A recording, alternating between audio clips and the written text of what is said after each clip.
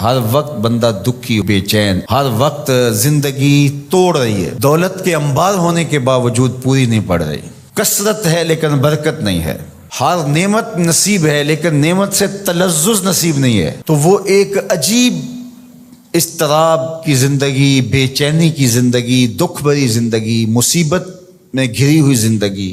مصائب عالم کے اندر پھنسی ہوئی زندگی، ایک مصیبت زدہ زندگی کا تصور۔ تو اب ایسی زندگی کے اسباب کیا ہیں؟ علماء نے اس کے 5 اسباب بیان کیے ہیں۔ اگر ہم میں سے کسی کے پاس ان اسباب میں سے ایک بھی ہو تو اس کو فی الفور دور کرنا چاہیے، اور اگر خدا نخواستہ کسی کے اندر وہ 5 سبب پائے جائیں تو اس کو تو باہر صورت ایک نئی زندگی کا، خوبصورت زندگی کا، ایک پرسکون زندگی کا آغاز کرنے کے لیے ان چیزوں کو ترک کرنا چاہیے۔ پہلی چیز جو بدبختی اور بے کیف زندگی کا سبب اور ذریعہ ہے وہ ہے ترک الصلاۃ، نماز کا ترک کرنا۔ جو شخص تارک نماز ہے وہ زندگی کا تلذذ کبھی بھی حاصل نہیں کر پاتا۔ آپ تو ماشاءاللہ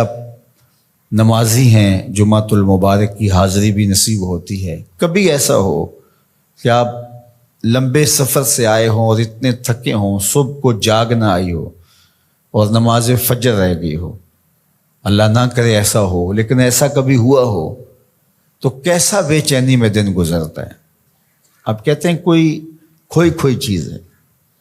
اس طرح دن بھر کے سفر سے آئے ہوں، تھکے ہوں، عشاء کی نماز پڑھے بغیر آپ لیٹ گئے تو ہر آدھے گھنٹے کے بعد آپ کی آنکھ کھل رہی ہوتی ہے، چین کی نیند نہیں آ رہی ہوتی، تو پھر آپ کہتے ہیں اچھا میں پہلے نماز پڑھ لوں، اور جب نماز پڑھ لیتے ہیں تو پھر چین کی نیند آ جاتی ہے، حالانکہ آپ تو سو گئے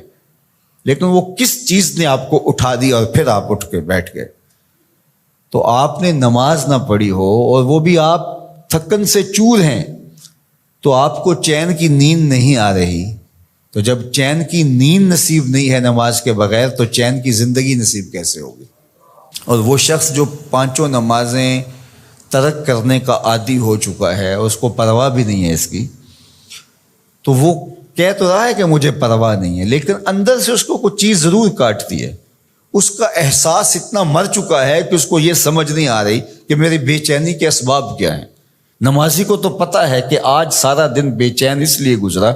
کہ میں فجر کی نماز نہیں ادا کر پایا، رات بار بار میں اس لیے اٹھ رہا ہوں کہ مجھے عشاء کی نماز پڑھنی ہے،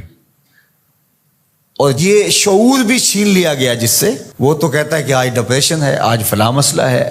آج میرا کوئی بلڈ پریشر اوپر نیچے ہو گیا، رات کو اٹھ کے کوئی گولی لیتا ہے اور جو ہے وہ بار بار بلڈ پریشر چیک کرتا ہے، کیا وجہ ہے کہ نیند نہیں آ رہی؟ تو اس کے نیند نہ آنے کا سبب تو کچھ اور ہے، لیکن وہ کچھ اور سمجھ رہا ہے اور دوائی کسی اور چیز کی کھا رہا ہے اور مرض اس کا کوئی اور ہے۔ تو یہ بدبختی ہوتی ہے کہ کوئی شخص تارک نماز ہو۔ تو 5 گانا نماز یہ شعار زندگی بن جائے تو انسان کی شقاوت سعادت میں بدل جاتی ہے اور وہ بدبختی سے خوشبختی کی جانب عازم سفر ہو جاتا ہے۔